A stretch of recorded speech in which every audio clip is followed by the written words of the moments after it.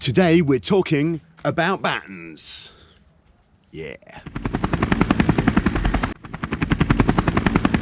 Hello, it's Joe for Joyrider TV. Today we're going to be looking at battens, how you can tie your battens into your sail and how much tension to put in your battens. So if you're not going to be using your boat for some time, it is a good idea to leave your battens untied, because otherwise they're going to be under tension the whole time, which is going to be bad for the batten and bad for the sail. On a boat like an FX1, a Tornado, a Tiger, an F18, it's a good idea every time you finish sailing to loosen off the battens, at least the top 3 battens, and untie them so that they're not under tension, because the battens in these sails are more delicate than the battens in, for example, a Hobie 16. So to tie the battens in, what we're going to do, in fact, let's take it out. So we've got our batten tie and it's looped through the cringle on one side and passed through itself. So we've got 2 ends the same length.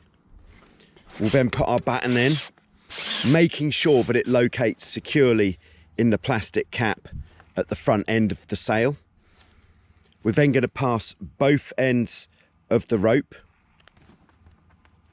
up through the hole in the batten,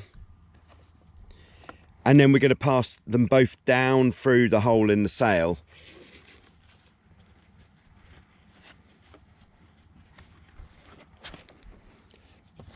and then what we're going to do is, this is going to be tied with a reef knot, so we're going to tie half the reef knot, and then we're not going to put it so tight that there's a curve in the batten. So this would be too tight, where the batten actually kind of flicks from side to side. But what we don't want is any creases in the batten pocket. So we don't want the batten to have the ability to move inside the batten pocket, because that would be too loose and we'll then get creases in the batten pocket. Just trying to, so if it can move like this, that's too loose. So we're looking to get it just so that it won't move. Like this. There we go. That's good. So then we'll tie half the reef knot, pull it really tight. So we're using either 1.5 or 2 mil rope. It doesn't need to be anything fancy. And then we'll complete our reef knot, pulling it very tight. With this thin rope, we can really get a good tight knot there. And then with the ends of the rope, we're just going to tuck those back down the pocket. There we are.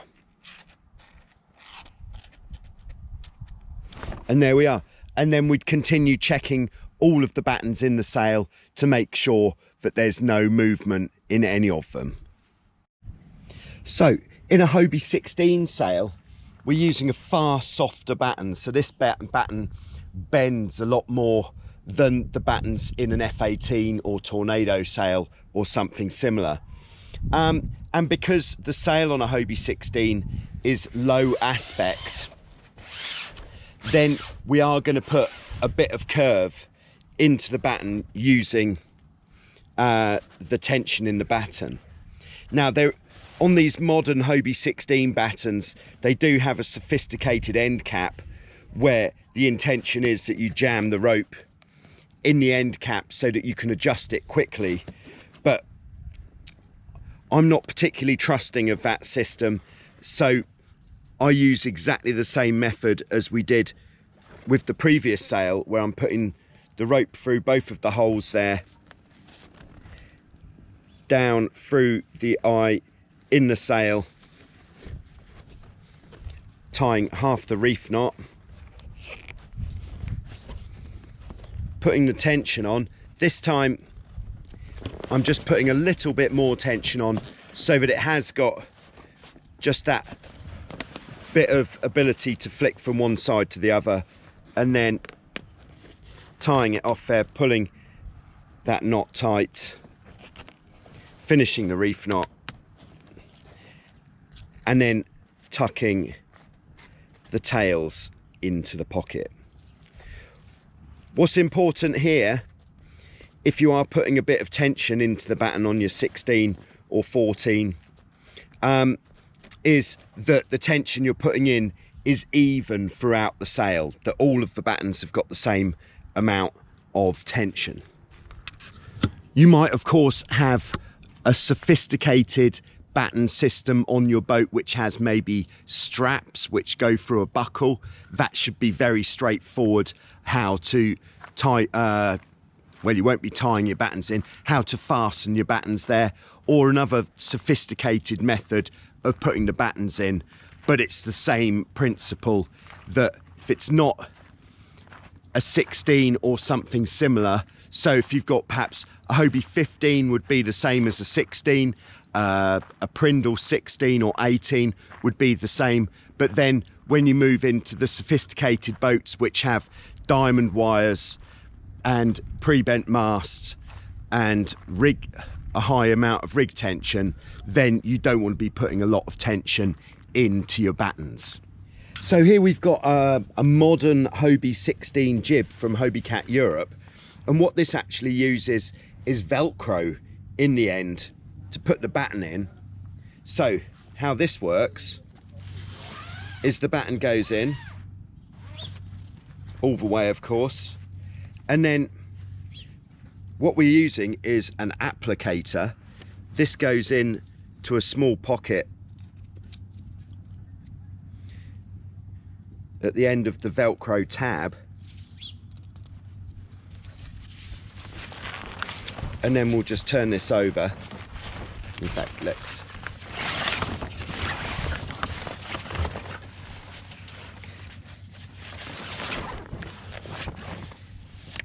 and then this part goes on top of the batten, and then on the inside of the pocket is the other part of the Velcro, and then the applicator is stopping the Velcro from biting while you're putting that in. And then on here we're going to be putting as much tension on as we can using this system. If you've got your jib with a traditional batten system, then it will be the same as with the mainsail, the way you're tying the battens in. But we want a bit of tension in the battens on your jib. So we're pushing that in.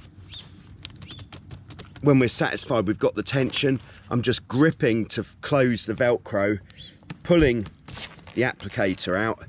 We can see we have a rope tail here. This is if we want to take that batten out, and that means we don't have a batten end cap sticking out of the end of the leech of the sail, which will catch on your halyards on the mast. So that is how you get the jib without the catchy battens at the end. Okay, so finally there's the question of batten stiffness. This is generally only really talked about in the top 2 or 3 battens of your Tornado or F18 or similar sail.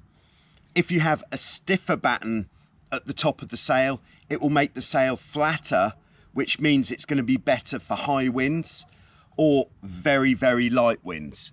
Then if you have a softer batten in the top of the sail, it's going to mean that you can get more power, more curve into the top of the sail, which would make it better for lighter winds or marginal conditions.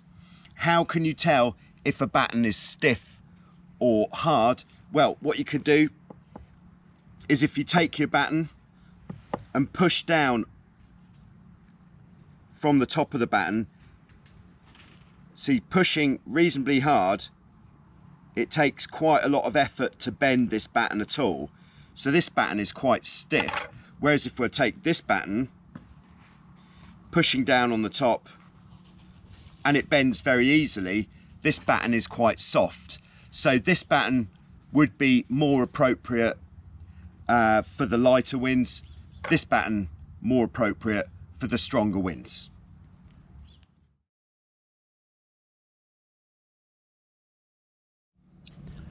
Okay, so there we go. That was some information about battens. I hope that that cleared up any unanswered questions that you had about battens. If you've got any questions about battens, just put it in the comments below and I'll get on to answering your question about battens if I see that you've got a question about battens. Thanks once again to everybody who's been supporting the channel. If you have been supporting the channel through Patreon, then thank you ever so much. That is really kind and I appreciate it. Another way you could support the channel is by visiting the totaljoyrider.com store. That store is all just put together by me, so it's not like anybody else involved there, it's just me. So you will be supporting me directly if you visit the store and buy a t-shirt or a hoodie, such as the Give It the Beans t-shirt, new in. Or the other way that you can support the channel is just liking, subscribing, telling your friends and clicking on the ads. That's right, if you click on the ads then I get money from Google, and that helps. Okay, so thanks very much and we'll see you next time.